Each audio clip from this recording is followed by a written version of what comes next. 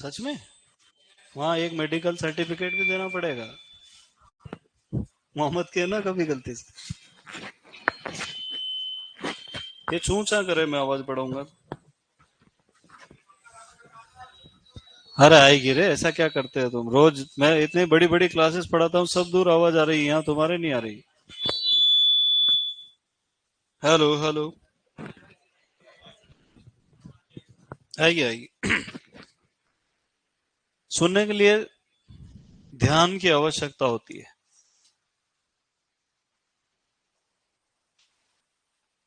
Online वाले कह रहे आवाज नहीं आ रही। ऑनलाइन वालों, तुमको सच में आवाज नहीं आ रही क्या? कम से कम तुमको तो आना चाहिए क्या? हेलो हेलो, आ तो रही है यार। ये बहुत खतरनाक है। अच्छा, ऑनलाइन वालों से मैं पूछता हूँ, किसको किसको आवाज नहीं आ रही? वही तो बात है। अरे सबको आ रही है। चल, चले आगे।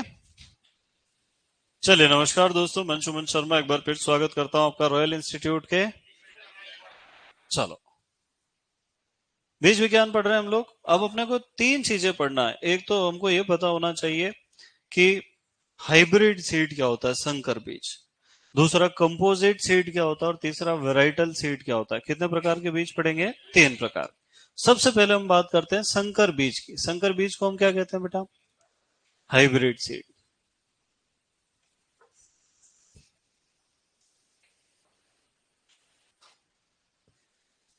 अंग्रेजी में क्या लिखेंगे? Hybrid seed. देखो, हम सब जानते हैं कि जब दो अलग अलग प्रकार के गुण सूत्रों वाले, अलग अलग प्रकार के डीएनए वाले बीजों को जब आपस में क्रॉस करवा देते हैं, ऐसे प्लांट्स को जिनके लक्षण बिल्कुल भिन्न है ना, तो जब उनका जबरदस्ती पर परागण कराते हैं तो उसमें विविधता बहुत ज्यादा बढ़ जाती है। और दोनों ही किस्मों के जो भी डोमिनेंट कैरेक्टर्स है, जो भी प्रभावी लक्षण है, वो दिखाई देते हैं। तो ऐसी किस्में जिनको हम दो किस्मों के मिश्रण से बनाते हैं, इसको हम क्या कहते हैं बेटा? संकर बीज। जैसे मान लो ए एक बहुत अच्छी किस्म है, बी भी बहुत अच्छी किस्म है, हमने इन दोनों का जबरदस्ती पर परागण करवा दिया। एक का नर भाग लिया, दूसरे वाले का मादा। मतलब एक किस्म के केवल नर पौधों का उपयोग किया, दूसरी किस्म के केवल और केवल मादा पौधों का उपयोग किया, है ना। तो ये जो सी बना, ये क्या कहलाएगा? संकर बीज। अब इस संकर बीज की खासियत क्या है कि ये ए और बी दोनों से ज्यादा उत्पादन देगा, दोनों से अच्छे लक्षण प्रकट करेगा। तब तो इसका व्यवसायिक प्रयोग कर लेंगे अपन। पर अगर इसने अच्छे लक्षण प्रकट नहीं करे तो फिर वो वैरायटी हो जाएगी फेल। ठीक है। जब भी अपन संकर बीज, अब इसमें क्या है कि ए और बी से मिला के अपन ने क्या बना दिया? जब इस सी की बुआई हम करेंगे तो उपज जो है 2 से 5 गुना तक अधिक आएगी। कितनी अधिक आएगी?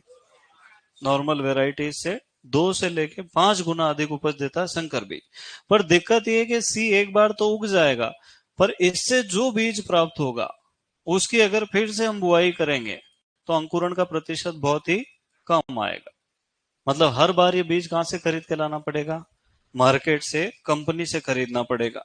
ए और बी का क्रॉस कराएंगे, जो सी बनेगा वो सी ही अपन खरीद के लाएंगे, उसको उगाएंगे और बेच देंगे वापस मंडी में। उसका प्रयोग फिर से अपने घर पे रख के, ज्यादातर किसान क्या करते हैं, सोयाबीन उगाए, 2 क्विंटल बचा लिया, अगले साल उनकी बुआई कर। पर ये अगर बचा लिए तो खेल ही खत्म हो जाएगा, है ना। तो प्रश्न आता है कि प्रति वर्ष कौन सा बीज बदलना पड़ता है? कौन सा बदलना पड़ता है? प्रति वर्ष बदलना पड़ता है। मैंने अभी तक जितना समझाया, कुछ समझ में आया कि नहीं आया? हाँ यार, तुम मुझे बता दिया करो, मैं 10 बार समझा दूंगा, है ना।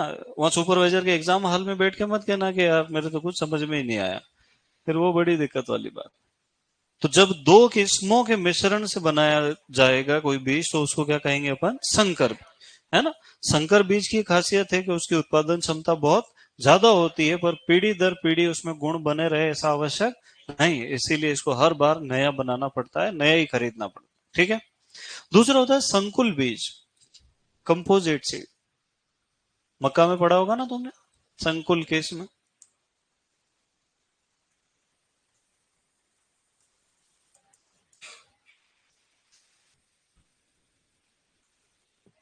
दूसरा बीज कौन सा बेटा? संकुल बीज। ऐसी किस्में जिनमें अत्यधिक पर परागण पाया जाता है, हाईली कॉम्बिनेशन है ना पाया जाता है, हाईली रिकॉम्बिनेंट एबिलिटी उनके अंदर होती है, उसमें क्या करते हैं कि उस किस्म की 15 से 20, उस फसल की 15 से 20 किस्में लगाते हैं एक ही खेत में एक साथ, और उनका पर परागण होने देते हैं। अब अपने को नहीं पता चला किसका किस में क्या परागण हुआ, पर जो पॉपुलेशन तैयार हुई है उसमें से कुछ पौधे कीट प्रतिरोधी है, कुछ पौधे रोग प्रतिरोधी है, कुछ उच्च उत्पादक है, कुछ कम पानी में आ सकते हैं, कुछ लवणीय मृदा में भी उग सकते हैं।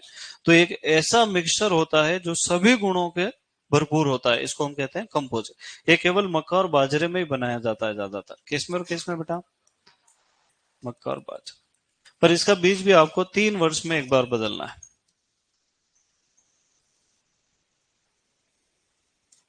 मतलब दो वैरायटी का क्रॉस हो तो वो संकर कहलाता है, और 15-20 का क्रॉस हो तो वो क्या कहलाता है? हाँ। तीसरा होता है वेराइटल सीड, है ना, किस्म का बीज, जो ज्यादातर पॉपुलर है।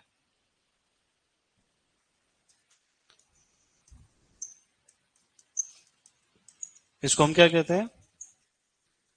Varietal seed. इसको कभी नहीं बदलना पड़ता।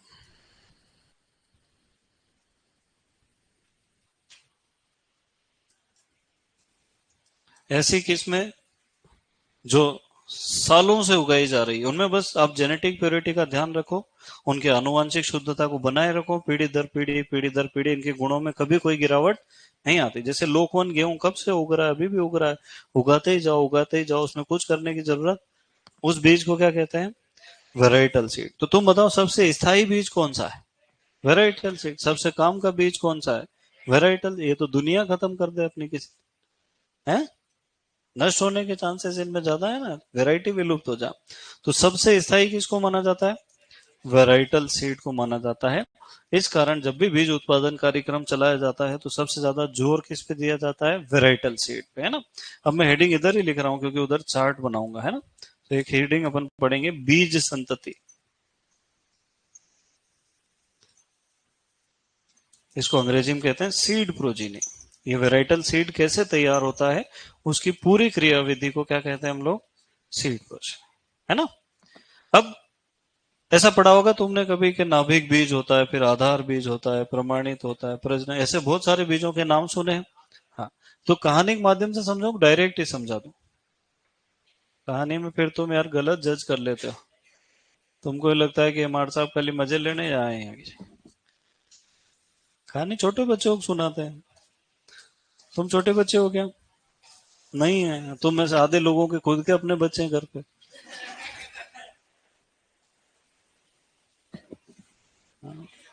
फिर मेरा मुंह मत खुलवाओ, फिर अच्छा नहीं लगता। हाँ।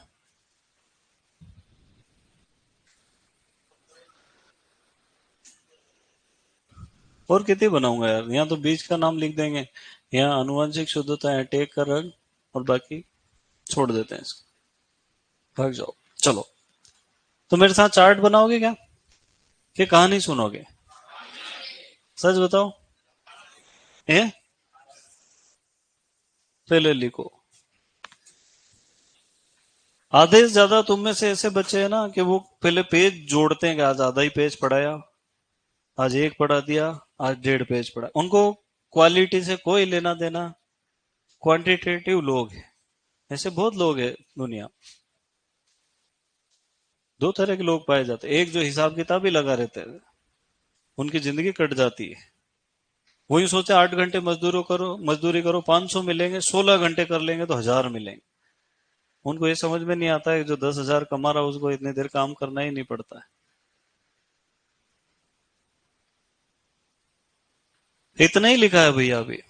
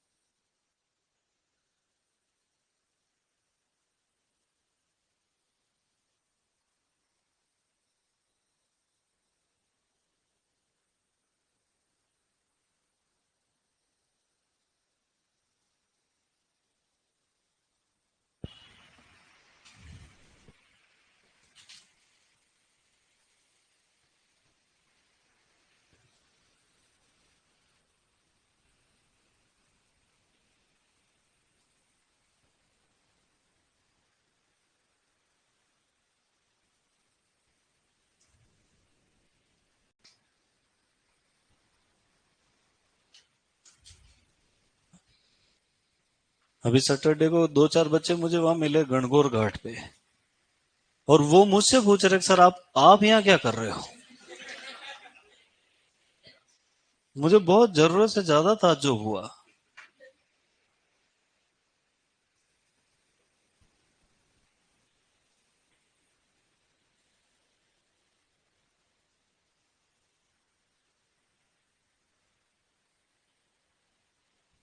मेरे को बहुत जिंदगी में बड़ा ताज्जुब हुआ, मेरे पिताजी देख लेते वो भी नहीं पूछते, आज तक नहीं पूछा उन्होंने।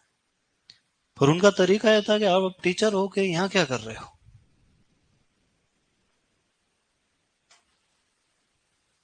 मैंने पूछा उनसे, मैंने कहा कल तुम्हारा टेस्ट है ना, बोले वो मंदिर में धोख देने आए थे। मैंने कहा भारत में मंदिर अब कम ही बचे हैं। अरे बहुत खतरनाक जनरेशन है भाई।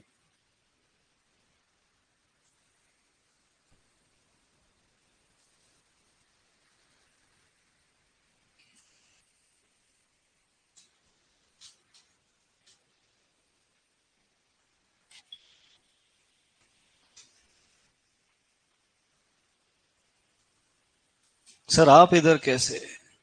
मैंने कहा ऐसे ही यार, बोले आपका घर इधर ही होगा ना आसपास। मैंने कहा कि ऐसे ही घूमने आए हो।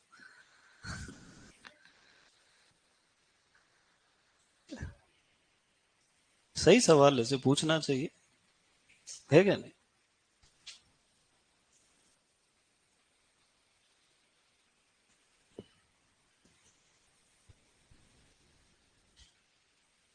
ये हेडिंग है बेटा, है ना, बीज संतति। फिर इसके बाद चार्ट बनाएंगे अपन।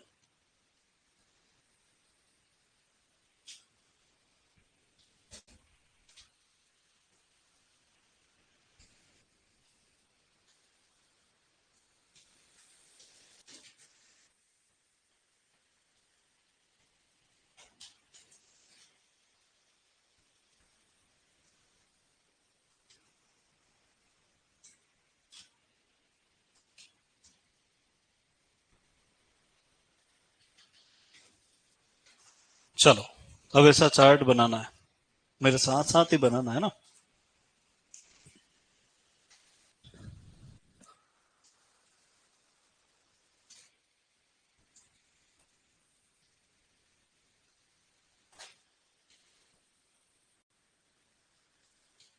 इसमें आएगा ही नहीं यार, शुद्धता कैसे लिखेंगे।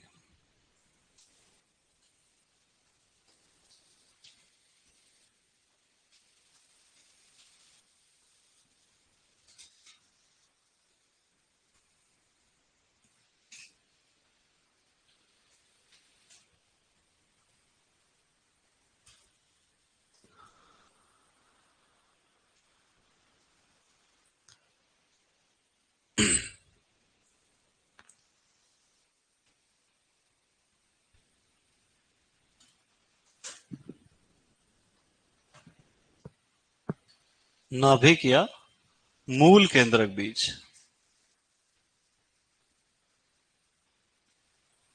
है ना, इसको इंग्लिश में क्या कहते हैं, न्यूक्लियस।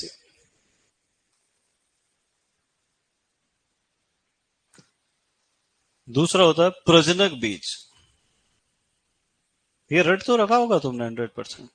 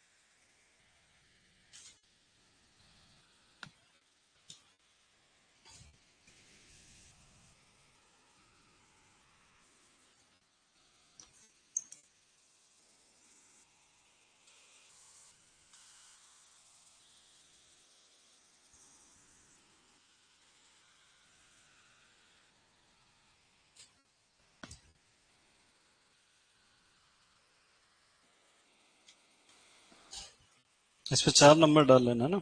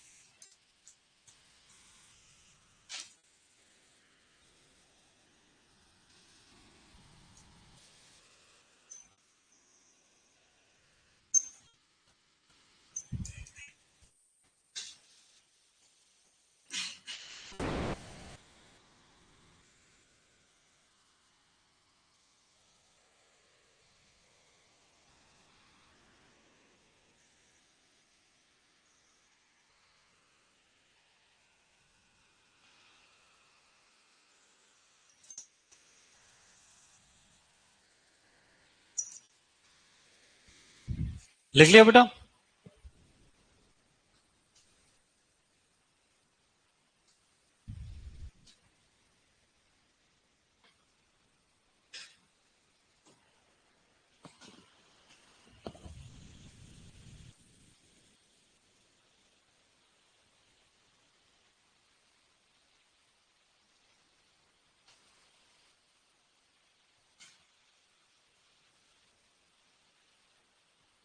अब दिख रहा है बेटा?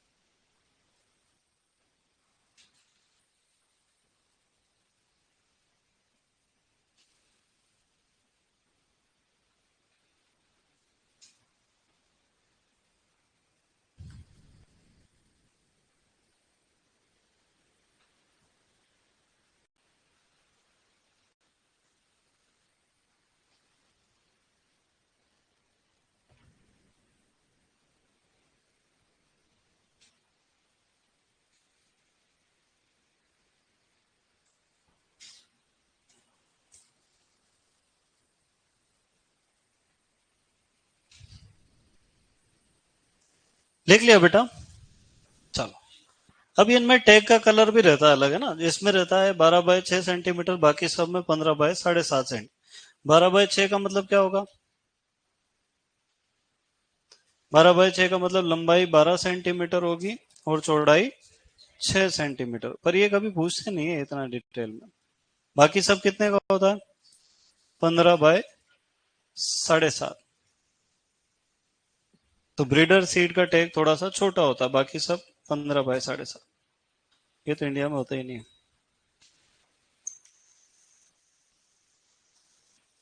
अब इंडिया में अलग अलग सिस्टम चलता है। एक 3 जनरेशन सिस्टम चलता है, एक 4 जनरेशन चलता है और एक 5 जनरेशन।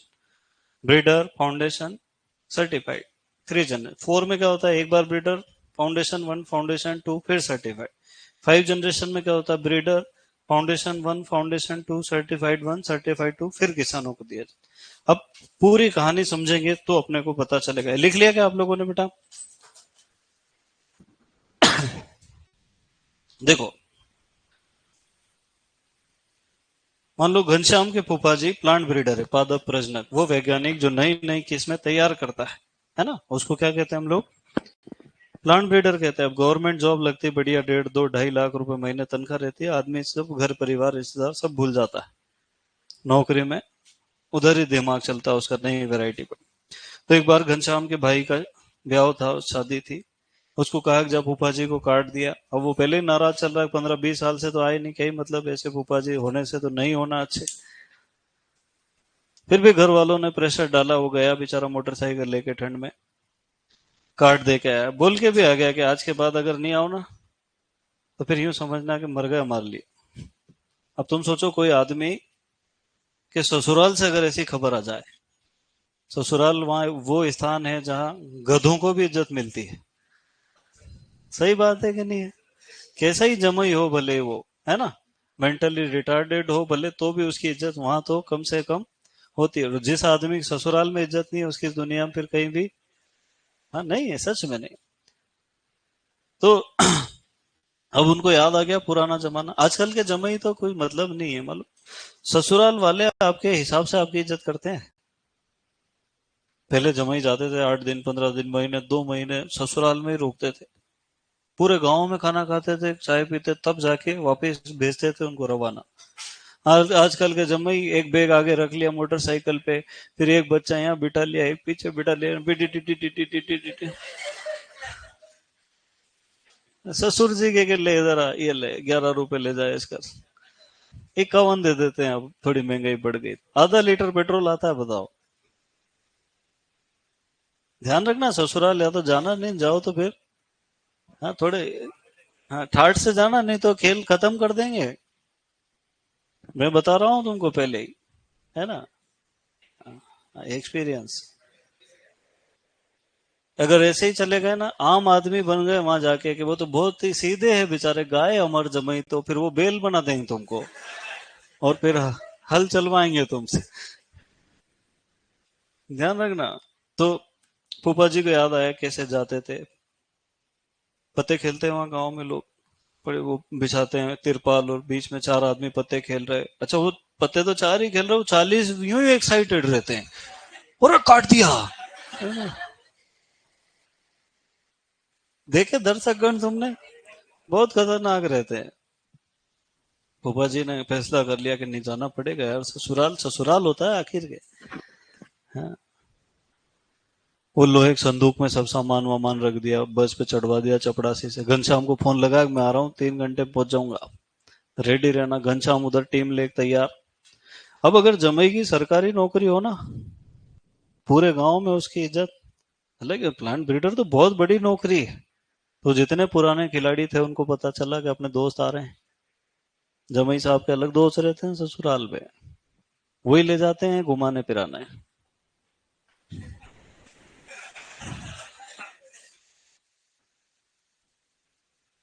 तो वो भी आए बस स्टैंड स्वागत करने के लिए। अब फूफा जी उतरे धीरे से नीचे। बुजुर्ग आदमी पेट आ ही जाता है बाहर पे, से आते ही पेट आने लगता है। वो ऐसे चले हल्के हल्के कदमों से। घनश्याम चढ़े बस पे, पेटी उतारी, बहुत भारी संदूक, और एक के सिर पे रख दी। अब तुम मालूम, जब वजन ज्यादा रहता है तो आदमी की चाल बदल जाती है, वो ऐसे चलता है, वो आगे आगे, दो आदमी पीछे पीछे दौड़ रहे हैं। घर जाग पेटी उतारी, फूफा जी आए, ढोल वोल बजे, डांस का प्रोग्राम चला, दाल बाटी हुई, पार्टी। फिर घनश्याम ने पूछा कि ऊपर सोओगे कमरे में कि यहीं तुम्हारे पुराने ठिकाने आंगन में? आंगन में सोते हैं ज्यादातर जमाई, बढ़िया खटिया वटिया लगा के, नई गादी, नई चादर, नया तकिया, नया बिस्तर, नियोद मांग के लाते हैं घर वाले। फिर एक लोटे पानी रखा, कटोरी रखी, एक गिलास औंधा रखा उस पे। अब सुबह 5 बजे फूफा जी ने आवाज लगाई, घनश्याम। घनश्याम समझ गया सुपर इमरजेंसी, दाल बाटी यार, एक उम्र तक ही साथ देती है। अच्छा, शादी ब्याह में वो बड़ा लफड़ा रहता है उस चीज का, है ना, सुबह सुबह जाने का। हाँ, वहां तो एक तो या तो किसी के घर में व्यवस्था नहीं होगी, होगी तो उसमें ताला लगा देते हैं। उनको ये टेंशन कि एक ही ब्याह में भर जाए पूरा गड्ढा। तो वहाँ छोटे जो बच्चे रहते हैं ना, उनको ड्यूटी देते हैं कि कहीं भी किसी के घर में भी डब्बे जैसा कुछ भी मिले कीटनाशक का, वो, वो लाल वाला उठा लाते कभी कभी। वो ट्रायंगल पड़े ना तुमने, उस पर लिखा रहता है उपयोग के बाद 5 फीट गहराई में गाड़ देवे। किसान सोचता 1000 रुपए दिए, 5 फीट गहराई, रोक तेरी गर्दन काटता हूँ मैं सबसे। फिर उसमें 2 छेद करे, आर पार और तार बांधे, और ऐसा उपयोग करे उस डब्बे का। वही सोचता होगा कि मेरे ऊपर लाल निशान लगाया ही क्यों। इसको कहते हैं असली खतरों के खिलाड़ी। तो बच्चों को ड्यूटी दे देते थे कि 5, 10, 15 जितने तुम कर पाओ। वहां एक डंडा टंगा रहता, उसमें लाइन से, जिस घर में लाइन से डब्बे दिखे समझ लेना कार्यक्रम है। अब घनश्याम सोचे किसको भेजूं यार। 4-5 बच्चे सो रहे थे, लाइन से ही सोते हैं बच्चे सब, झुंड बना के दिया उसने मग्गा भर पानी। हाँ, छोटू उठ गया तो उसको कहा कि चलो टिंकू भैया चलो आगे बढ़ो। फूफा जी घुमा ला यार। और वो आधी नींद में ना, अच्छा वहाँ वो टंकी भी एक ही रहती है, मुंह भी धोने की ना, हाथ भी धोने की ना, ऑल इन वन। उसने डब्बा डुबाया, और अब वो अलग इमरजेंसी में हल्के हल्के कदमों से वो तेज तेज चल रहा है, फूफा जी धीरे धीरे चल रहे हैं। तुम सोचो प्रधानमंत्री को भी ये सुविधा मुहैया नहीं है कि उनका डब्बा कोई और लेके जा, ये सिर्फ जमाइयों के हिस्से में आता है। अब वो गया आगे, वहां एक चौराया आता है, वहां 3-4 नेविगेटर्स बुजुर्ग लोग बैठे रहते हैं, वो बताते इधर नहीं जाना, रोड उलाल गया हुआ है, उधर नहीं जाना, चुनीलाल जी गए हुए हैं।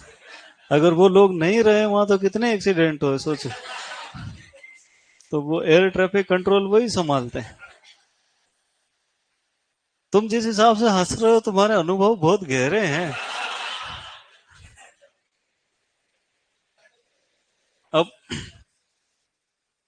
फूफा जी ने पूछा, वो तो खिलाड़ी आदमी, पुराने आदमी, किधर जाना है? बोले नदी खाली है, हल्की रेत चाहिए नदी में उतर जाओ, चट्टान चाहिए वापस चढ़ जाओ, और आगे जाओगे हल्की घास का आनंद है, प्राइवेसी चाहिए तो इधर ज्वार बाजरा गन्ना सब उगा रखा, हल्का नमकीन मामला चाहिए, चने का खेत, काली मिट्टी, पीली मिट्टी, लाल मिट्टी। अरे बच्चे इतने बदमाश रहे, पेड़ पे चढ़ जाते छोटे छोटे से। बहुत खतरनाक माहौल है गांव में। तो फूफा जी ने उसको कहा छोटू को कि तू कब तक साथ दे पाएगा, तू तो जा, उसकी अलग इमरजेंसी पता चले, वही पेट्रोल खत्म कर दे हमारे रास्ते में। उसको रवाना करा, आगे बढ़े, थोड़े आगे बढ़े, बड़े बड़े, फिर उनको लगा काफी दूर निकल आए। वैसे भी दाल बाटी बहुत जोर मारती है। उन्होंने एक खेत देखा, चने का खेत था। अब अपने जो आम आदमी है ना, तुम्हारे मेरे जैसे, उनका तो क्या है कि एक डंडा उठा लिया, कहीं मकोड़े परेशान कर रहे हैं, कहीं 2+2 4 लिख रहे हैं, कहीं भारत का नक्शा बना रहे हैं। ऐसा हुआ तुम्हारे साथ कभी?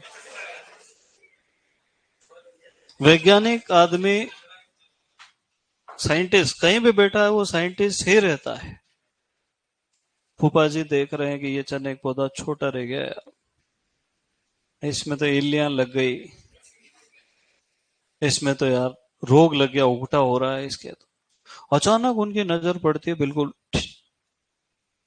साक्षात भगवान का रूप, करण अर्जुन जैसा पौधा स्वस्थ खड़ा, मुस्कुरा रहा, देख रहा फूफा जी की तरफ।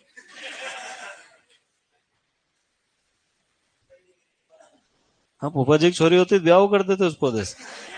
उनको इतना पसंद आया, एक भी रोग नहीं लग रहा, एक भी कीट नहीं लग रहा, उनको मजे आ गए। और साइंटिस्ट आदमी कभी कभी भूल भी जाता है कि मैं कहाँ हूँ, काफी देर हो गई, फिर अचानक याद आया, वापस आए, चुराए, पूछा वो खेत किसका है। गांव वाले तो मजे लेते हैं, बोले खेत से कोई गलती हो गई तो माफ कर देना। बोले नहीं नहीं किसका, बोले वो शंभूनाथ का, बोले उसको बुलाओ। वो बुजुर्ग लोग सोचेंगे यार ये क्या भूपा जी सठिया गए, क्या बात है। उसको बुलाया, एक लड़का लेके आया। बोले चल, बोले नहीं चलूंगा। नहीं चलना पड़ेगा, खेत तक लेके, बोले देख, बोले नहीं देखूंगा। अरे भाई पौधा देख, बोले हाँ ये लो, तो चने खाना नहीं उखाड़ लेते। बोले नहीं, इसकी सुरक्षा कर, ये ले 2,000 रुपए, ये पक जाए तो मैं आऊंगा, इसको लेके जाऊंगा। अब तुम क्या सोच रहे, पूरी शादी सुनाऊंगा मैं तुमको। 2 महीने बाद उसका फोन आता है कि आपका पौधा तैयार है, ले जाओ इसको। उसने तो कांटे वाटे काट दिए, 2,000 रुपए का एक पौधा, वो तो इस हिसाब में था कि 2 लाख पौधे हुए तो जिंदगी भर सातों पीढ़ियों को कभी कोई काम करने की जरूरत। फूफा जी आए, उसको जड़ सहित निकाला। पूरे पौधे का भार जैविक भार कहलाता, बायोलॉजिकल वेट, उसका बायोलॉजिकल वेट तोला। फिर उसमें से दाने निकाले, गिने कितने दाने, फिर दानों का भार निकाला, उनमें प्रोटीन का प्रतिशत, कौन कौन से रोग नहीं लग रहे थे, कौन कौन से उसमें कीड़े नहीं लग रहे थे, सबकी लिस्ट बना ली पूरी, सारे गुणों की। अब उनके पास कितने बीज इकट्ठे हुए होंगे, मुट्ठी भर। इस मुट्ठी भर बीज को क्या कहते हैं बेटा, नाभिक बीज। किसी भी किस्म का प्रारंभिक मुट्ठी भर बीज क्या कहलाता है, नाभिक बीज कहलाता है। क्या कहलाता है। अब उनको ये निर्णय लेना है कि जो गुण उन्होंने लिखे वो अगली पीढ़ी में रहेंगे कि चले, क्या पता हाइब्रिड का हो तो वो उसको एक एक गमले में उगाते हैं। फिर उस लिस्ट से चेक करते हैं वापस कि क्या वही गुण है। अगर 2-1 साल वो गुण उनको वापस रिपीटेडली मिलते हैं तो उनको फैसला करना पड़ता है कि अब नई किस्म बन गई तैयार, है ना। फिर जब वो उसका एक सफिशिएंट अमाउंट पैदा कर ले, 100-1 किलो बीज जब उनके पास हो जाता है, तो वो राष्ट्रीय बीज प्रमाणीकरण संस्था एनएससी या राज्य बीज प्रमाणीकरण संस्था एसएससी को लेटर लिखते हैं कि मेरे पास चने की एक किस्म है जिसका नाम है शंभुनाथ 2 और इसमें ये गुण है। तो वो एनएससी पूछती है कि आपके पास बीज 100 किलो है, बोले हाँ। तो उस बीज को वापस आधा आधा किलो के पैकेट बना के एनएससी पूरे भारत में अलग अलग अलग अलग रिसर्च स्टेशन पे भेज देता है और वो लिस्ट की फोटोकॉपी भेज देता है, चेक करो फूफा जी सही कह रहे हैं कि नहीं कह रहे। फूफा जी कौन है, तो वहां सब दूर के जो पादप प्रजनक होते हैं अलग अलग स्टेशन के, वो उस बीज को फिर उगा के क्रॉस चेक करते हैं। अब पता चला केरल में तो उगा ही नहीं, वहां हो गया कैंसिल, पर यूपी में तो राजस्थान से ज्यादा उत्पादन दे दिया, वहां के लिए अनुशंसा हो गई कि ये तो बहुत ही बढ़िया चीज। जब वो बीज बढ़ता है तो क्या बन जाता है, प्रजनक बीज। नाभिक बीज से जो बनेगा वो क्या है, प्रजनक बीज।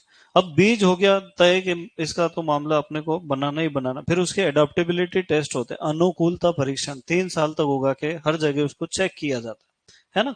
जब ये फिक्स हो जाता है कि यार ये बीज तो अच्छा है, इसकी उपज भी ज्यादा है, इसमें रोग कीट भी नहीं लग रहे, जल्दी भी पक रहा है, गहरी जड़ वाला भी है, कम पानी में भी, जितने भी वांछित गुण है सब है इसके अंदर। तो फिर एक टेस्ट होता है जिसका नाम है DUS टेस्ट। क्या नाम है, 2 टेस्ट होते हैं, एक होता है DUS और एक होता है GOT। DUS का फुल फॉर्म है डिस्टिंक्टनेस, यूनिफॉर्मिटी एंड स्टेबिलिटी टेस्ट। डिस्टिंक्टनेस का मतलब होता है गुणों में भिन्नता, कि ये जो नई किस्म है इसके समान गुण वाली एक भी किस्म मार्केट में नहीं, तो फोटोकॉपी करके भेज दे लोग, नहीं। तो उसमें डिस्टिंक्ट। दूसरा यूनिफॉर्मिटी, सभी पौधे दिखाई देने में बिल्कुल एक जैसे हैं, उनकी आनुवांशिक संरचना भी एक जैसी, जेनेटिकली और फिनोटिपिकली दोनों यूनिफॉर्म है। यूनिफॉर्म का मतलब एक रूपता है पूरी किस्म। और तीसरा स्टेबिलिटी, पीढ़ी दर पीढ़ी उनके गुणों में कोई गिरावट नहीं आ रही। दूसरा एक टेस्ट करते हैं आनुवांशिक शुद्धता के लिए, जिसको कहते हैं ग्रो आउट टेस्ट। प्रश्न आता है ग्रो आउट टेस्ट किसके लिए करते हैं, बीजों की आनुवांशिक। जब ये पास हो जाता है, अब किसानों को डायरेक्ट बेच, मान लो 100 क्विंटल अपने पास चने का बीज आ गया, अपन ने बेचा, किसानों ने खरीदा, मंडी में ले जाके उन्होंने बेच दिया, अपनी वैरायटी खत्म। तो फिर इसकी मात्रा को बढ़ाना पड़ता है, सीड मल्टीप्लिकेशन करना पड़ता है, बीजों का गुणन करना पड़ता है। तो कुछ तो बीज उत्पादक संस्थाएं हैं, कुछ बीज एनएससी खुद बनाता है, कुछ किसान हैं जो पढ़े लिखे हैं और वो सब आइसोलेशन, डिस्टेंस, रोगिंग सब जानते हैं, उनको बीज दिया जाता है वापस उत्पादन करने के लिए। पर शर्त यह है कि वो उगा के वापस किसको बेचेंगे, हमको ही देंगे। तो इस प्रजनक बीज से क्या बनता है, आधार बीज। अब आधार बीज भी इतनी क्वांटिटी में नहीं होता है कि उसको बेच दिया जाए, तो उसको एक मल्टीप्लिकेशन और करते हैं, फिर क्या बन जाता है, प्रमाणित बीज। और ये प्रमाणित बीज खुले मार्केट में आप बेच सकते हो, जितना चाहिए उतना बेचो, किसान उगाए, बचाए तो बचाए, बेचे तो बेचे, इसकी मात्रा बहुत ज्यादा हो।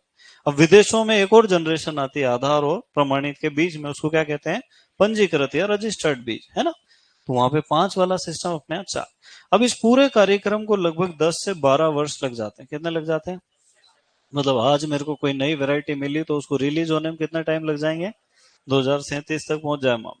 प्राइवेट कंपनियां इतना वेट नहीं करती, वो तो अपना बीज बनाती है, उसका मल्टीप्लिकेशन करती है, अपना ही कागज चिपकाती है, हरे रंग का टैग, ट्रूथफुली सर्टिफाइड। हम कह रहे हैं तो अच्छा ही होगा, जैसे एप्पल का मोबाइल है तो अच्छा ही होगा, कि सरकार से परमिशन लेते हैं, तो वो भी सरकार से परमिशन नहीं लेते हैं कि मॉन्सेंटो का बीज है, अच्छा ही है, खरीदना खरीदो, नहीं खरीदना मत खरीदो। तो वो अपनी खुद की गारंटी, क्योंकि एक बार मॉन्सेंटो का बीज खराब निकला पूरी कंपनी डूब जाएगी। अब देखना फिर से ध्यान से, कितनी संतति लिखी है अपन ने यहाँ पे, 6। सबसे पहले कौन सी, नाभिक या मूल केंद्रक बीज। ये एक ही पौधे की संतान है, इसीलिए इसकी शुद्धता सर्वाधिक है। अब 100 से ज्यादा तो कुछ हो नहीं सकता, इसलिए इसको 100% शुद्ध। इस पे टैग का रंग क्यों नहीं होता,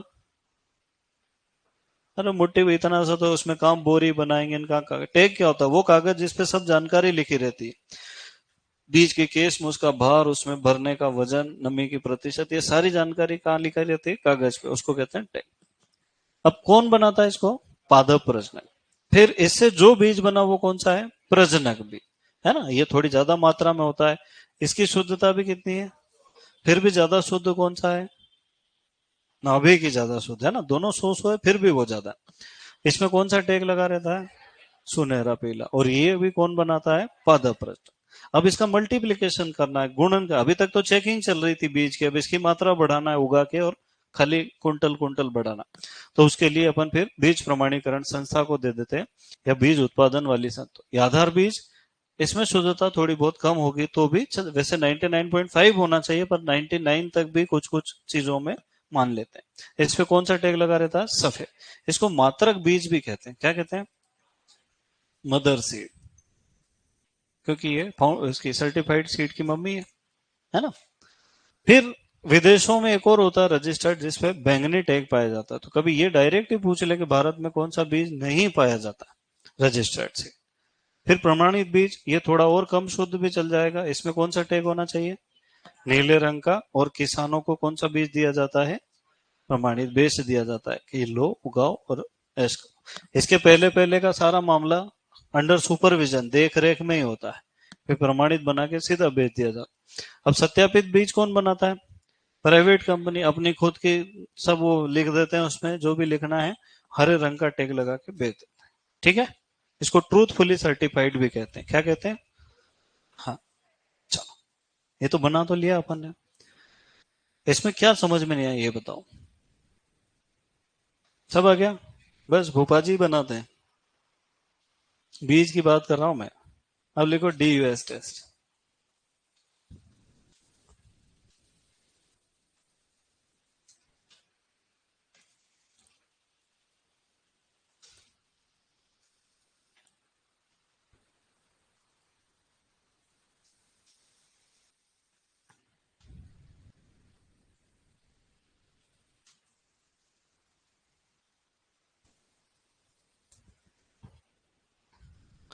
किसी भी बीज को किस्म कब कहा जाएगा, जिसमें 3 गुण होते हैं, है ना, इसको कहते हैं किस्म का परीक्षण। जब तक ये तीनों गुण नहीं होंगे उसको किस्म घोषित ही नहीं किया जाएगा।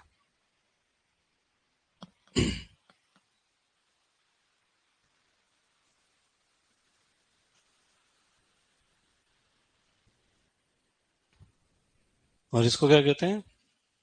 ये थोड़ी बहुत अंग्रेजी लिखता हूं, तुम झेल पाते हो क्या? हाँ, अगर किसी की समस्या हो तो शुद्ध हिंदी लिख दूंगा मैं ना, बता देना मुझे। ये काय का परीक्षण है? आनुवांशिक शुद्धता। अनुकूलन परीक्षण भी होते हैं ना, 3 साल तक स्टेबिलिटी टेस्ट होता है। और एक फेरिक क्लोराइड परीक्षण पूछ लिया उन्होंने, कभी नाम सुना तुमने? लिखवा दिया मैंने कि नहीं लिखवाया? लिख लो।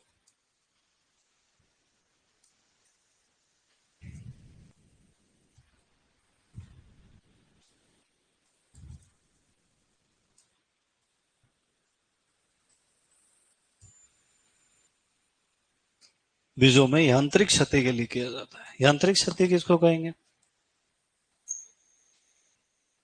थ्रेशर में बीज टकरा के डैमेज हो जाता है, किसी कन्वेयर बेल्ट पे जाता है ना, किसी पैकिंग मशीन में फंस जाता है तो बीज कट पीट जाता है ना, डैमेज हो जाता है।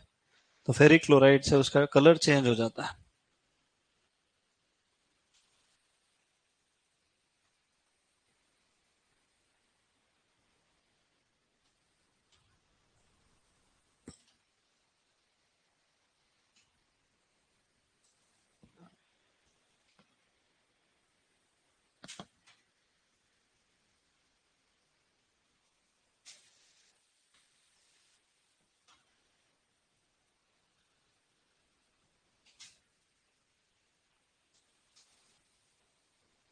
अब मुझे बताओ, राष्ट्रीय बीज प्रमाणीकरण संस्था कहाँ है? National seed certification agency. क्या फुल फॉर्म है इसका बेटा? राष्ट्रीय बीज प्रमाणीकरण संस्था। ये कहाँ पे है? नई दिल्ली में।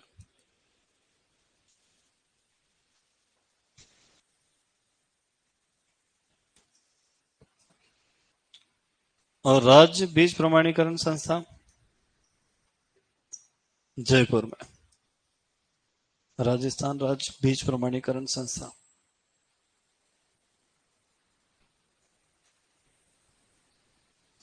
इसमें राजस्थान भी लिखना पड़ेगा अपने को, है ना।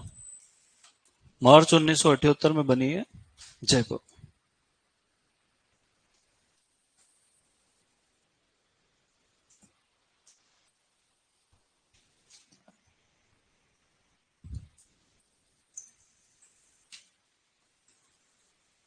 अच्छा, एक बीज अनुसंधान निदेशालय भी है, directorate of seed research, Mau Nath Bhanjan Uttar Pradesh, है ना।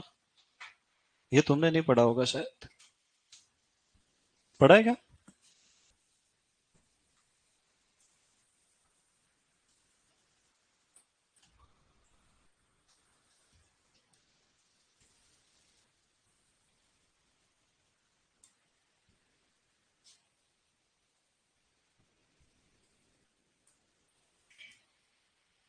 और आईएसटी है।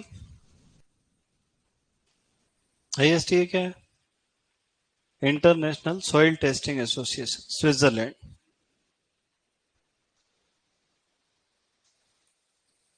अंतरराष्ट्रीय बीज परीक्षण संघ।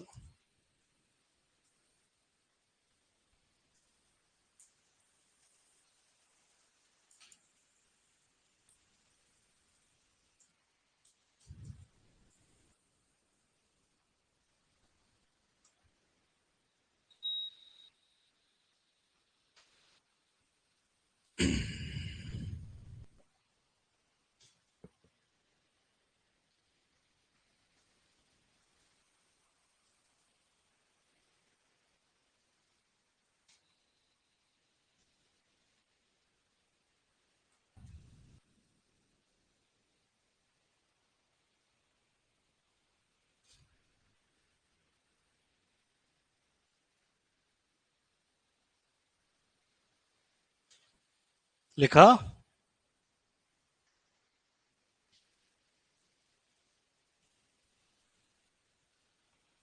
नीचे नीचे लिखते जाना, तुम बीच में मत लिखने लग जाना, है ना।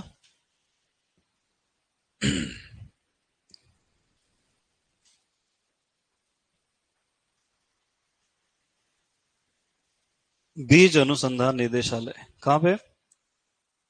मऊ, उत्तर प्रदेश। माइक्रो ऑर्गेनिज्म का भी वही है, national bureau of agriculturally important micro organism. कीट का बेंगलोर में है ना? पादपों का दिल्ली में है, एनिमल्स का करनाल, फिशरीज का लखनऊ में। 6 ब्यूरो है ना, 6 इंपॉर्टेंट है। पढ़े कि नहीं पढ़े अभी तक? पढ़ना पड़े।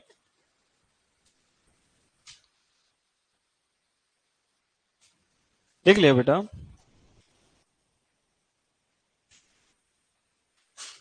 ये 2 बांसवाड़ा जाएंगे सुपरवाइजर, बहुत धीरे लिखते हैं ये। चले आगे। सुपरवाइजर कहते ही कितने खुश हो जाते हैं। तुम सपने देखते हो कि मैं सुपरवाइजर बन गया, फिर नई मोटरसाइकिल लाया स्प्लेंडर। नहीं। अच्छा, 2 प्रयोगशाला और, एक केंद्रीय और एक राष्ट्रीय बीज परीक्षण प्रयोगशाला। बताओ केंद्रीय कहाँ होगी? एक है केंद्रीय बीज परीक्षण प्रयोगशाला,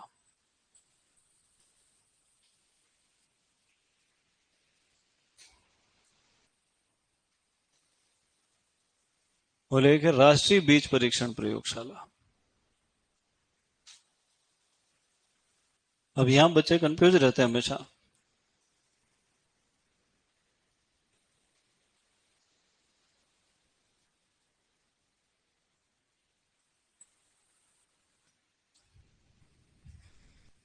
केंद्रीय कहाँ है? जहाँ केंद्र सरकार है। कहाँ है केंद्र सरकार? नई दिल्ली। अब भूलोगे क्या? नहीं, और ये वाराणसी। तो जहाँ केंद्र सरकार है वहीं केंद्रीय प्रयोगशाला।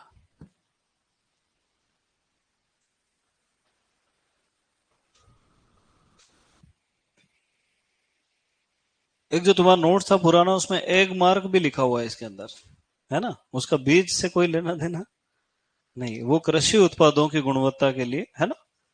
1937 में नागपुर में एग मार्क बनाया गया, फिर 1987 में उसको अब दिल्ली शिफ्ट कर दिया बाद में फिर। ठीक है। वो उधर योजनाओं वगैरह में आता है, हिस्ट्री वगैरह में, इधर नहीं आता। चले आगे कि रहने दें? तुम बताओ।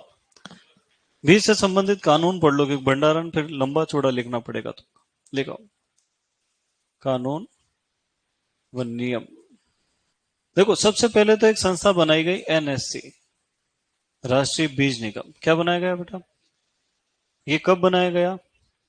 जब अपन विदेशों से पहली बार बोना गेहूं लेके आए। कब लेके आए थे?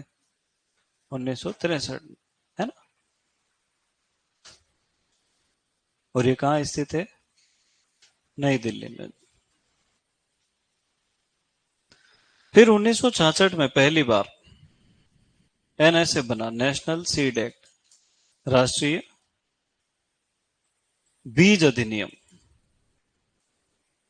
मतलब कानून आए बीज से संबंधित, बीजों के उत्पादन से, भंडारण से, विपणन से, वितरण से। मतलब कौन उगाएगा, कैसे उगाएगा, कौन बेचेगा, क्या क्या उसमें गुण होना चाहिए, वो सभी कानून क्या कहलाए? National seed act. कब पास हुआ? 1966। फिर सीड रूल्स बनाए गए, जिसको कहा गया बीज नियम। ये बने कब? 1968 में। पर लागू कब हुए? 1969 में। फिर 2002 राष्ट्रीय बीज नीति। अभी 2020 में भी लाने वाले थे, पर वो चेंज हो गई थोड़ी सा, उसमें गड़बड़ हो गया। और 2004 में आया बीज बिल।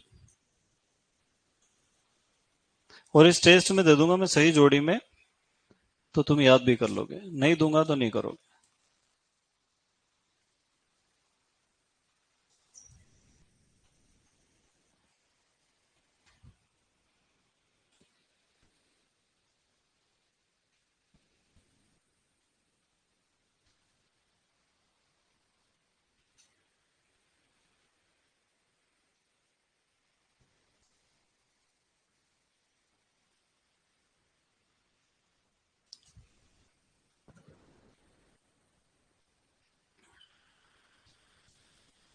लिख लिया बेटा?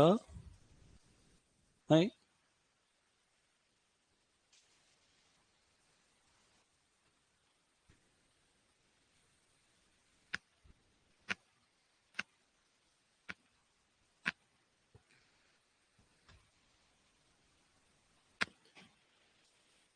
मटेरियल कम तो नहीं पड़ रहा तुमको? है? ज्यादा? कम भी नहीं, ज्यादा भी नहीं। हाँ यार।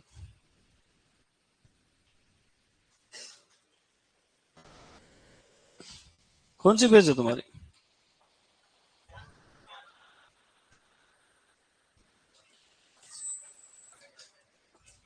3 भी है?